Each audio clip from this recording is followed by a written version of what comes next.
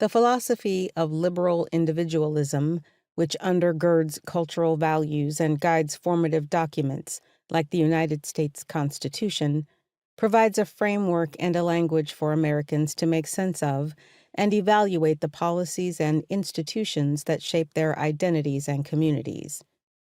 Animated through the widely shared narrative of the American dream, liberal individualism centers on the self-determined and rational individual whose success or failure hinges on personal effort, hard work, and sound morals. For advocates speaking from the margins, like Ida B. Wells and other Black women, America's ideal of the autonomous individual represented a twofold obstacle. First, through much of the 20th century, gender roles assigned women the status of dependent, and legal structures denied them autonomy. Even when Wells and others advanced arguments rooted in traditional values, like equality, their very presence as public speakers violated widely accepted beliefs about women, namely that they were submissive and incapable of reasoned decision-making.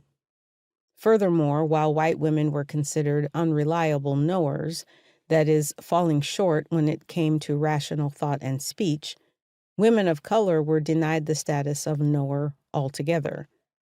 That is, slavery's legacy dehumanized Black women, negating their subjectivity, rendering them objects to be examined or exploited.